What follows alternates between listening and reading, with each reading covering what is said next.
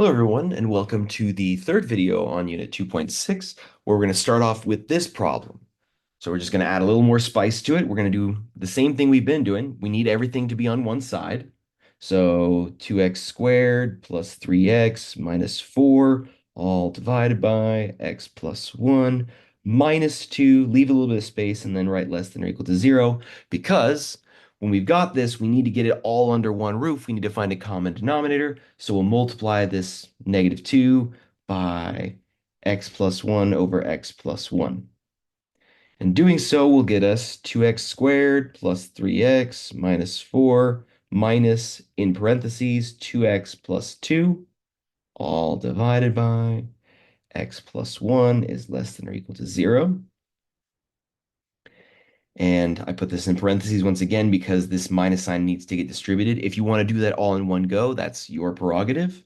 But either way, when you simplify, you should get 2x squared plus x minus 6 divided by x plus 1 is less than or equal to 0, which factors to 2x minus 3 times x plus 2, all divided by x plus 1 is less than or equal to 0, which gives me the VIPs.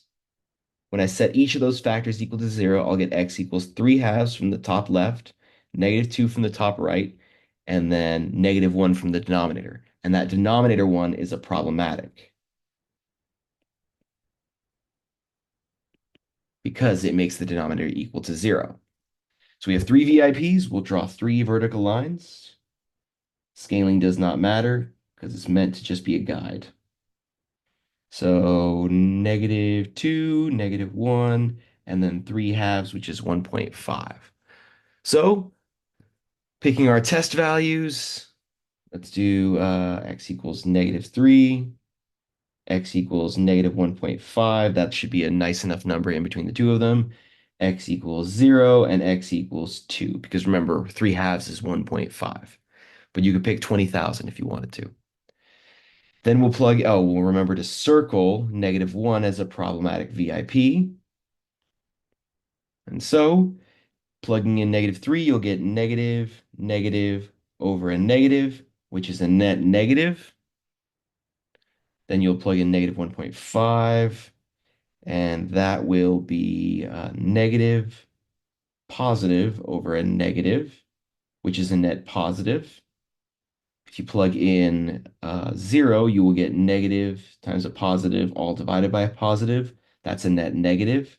And then if you plug in 2, you'll get a positive times a positive over a positive, which is a net positive. And we want the two intervals that are less than 0 because we want negative. We want our answer to be negative. So our answer is parenthesis -infinity to -2. Can I include it? It is a non-strict inequality, so I should include endpoints if that exists. So if I plug in -2 is not a problematic VIP, so I can include it with a bracket. Union, -1 was a problematic VIP. It can't be plugged in.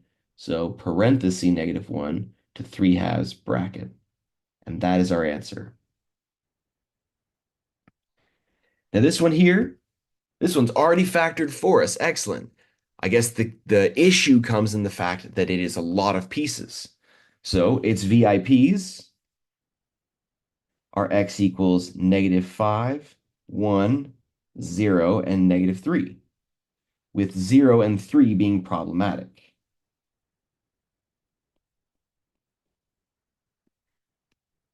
So let's draw 4 lines here. 1, 2, 3, and 4. So x equals -5, then -3, then 0, then 1. And we'll pick x equals -6, x equals -4, x equals -1, x equals 0.5, and x equals 2. Those should be fine. And so as a reminder, anytime the factor is to an even power, highlight it like this, that's always going to be positive. So I can do that right off the bat, or I can do that as I continue onwards. I'm just going to do it right now. No matter what, that thing's always going to be positive. And then in the denominator, let's not use purple, let's use, why not orange? Green and orange go well together. So that term is always going to be positive because it's x squared. It'll always plug in to be a positive number.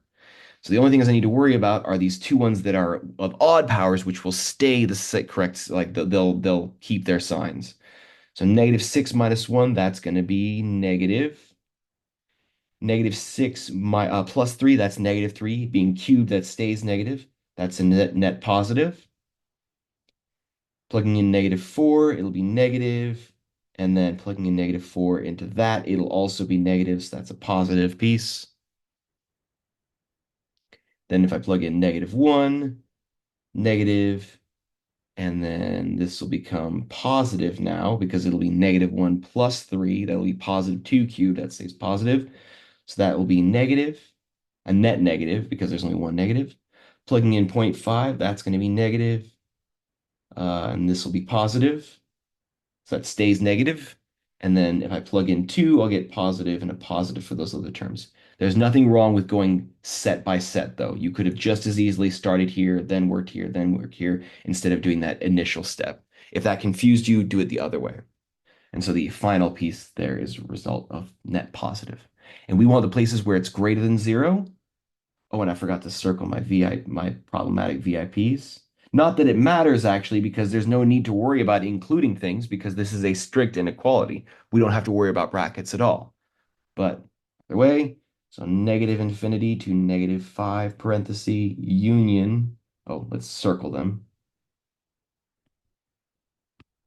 Union negative 5 to negative 3, union 1 to positive infinity.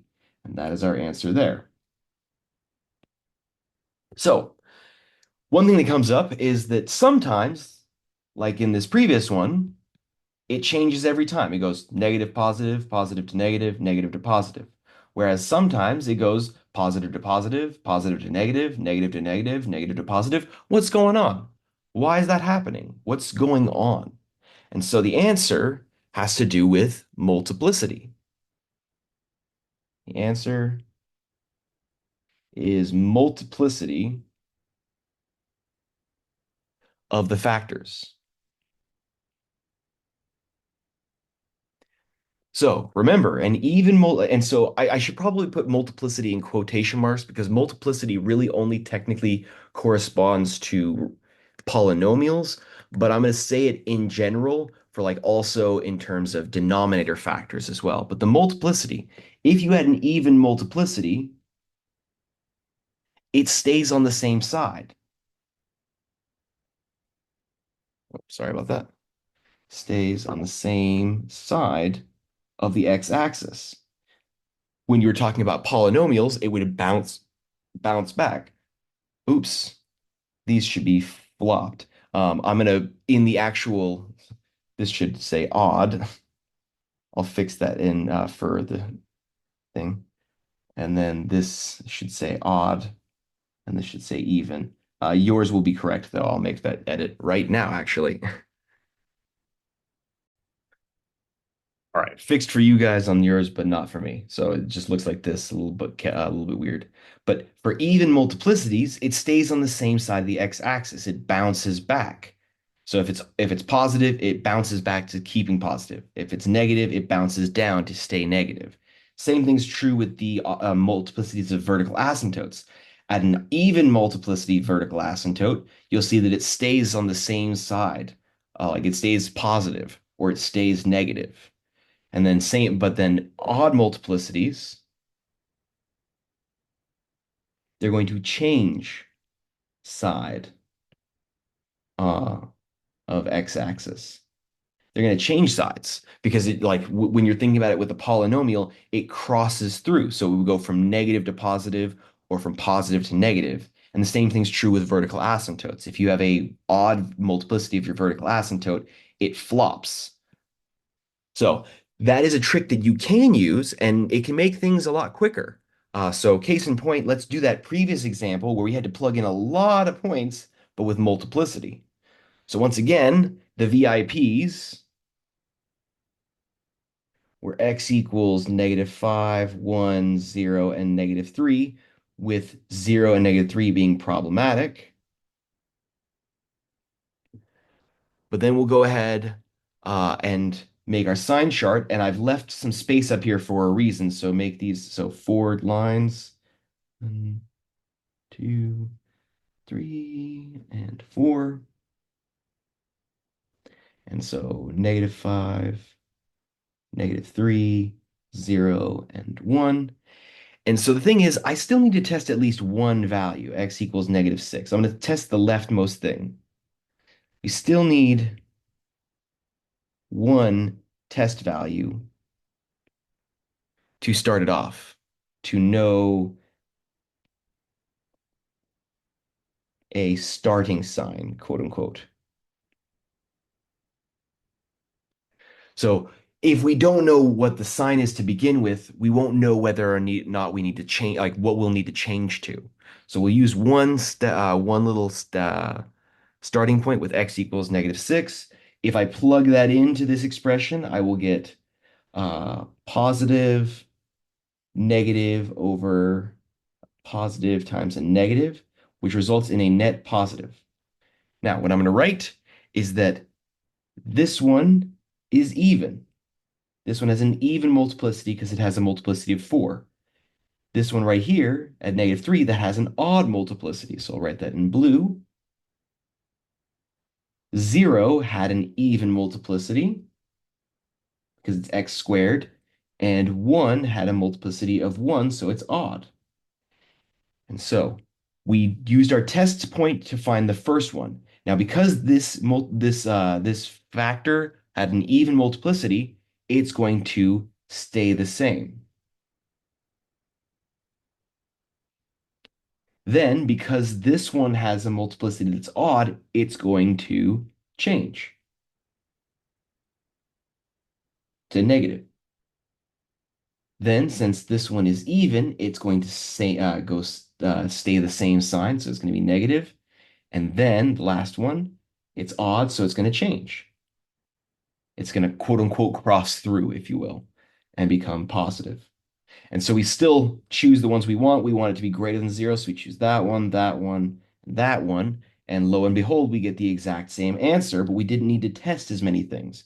Negative infinity to -5, parenthesis, union, -5 to -3, union 1 to positive infinity. Now I messed up a little bit. I should have circled -3 and 0, but once again, this is a strict inequality, so you don't need to really even worry about including things because you can't.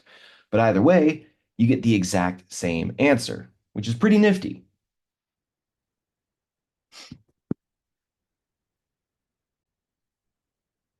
And so when it comes to this class, if you want to use the multiplicity trick, go right ahead. A lot of teachers and most courses usually just use test values. I like using the multiplicity trick, but I know that the convention is to use test values, so that's what I typically do. But I encourage you to do it if you'd like. And I will see you on the next video.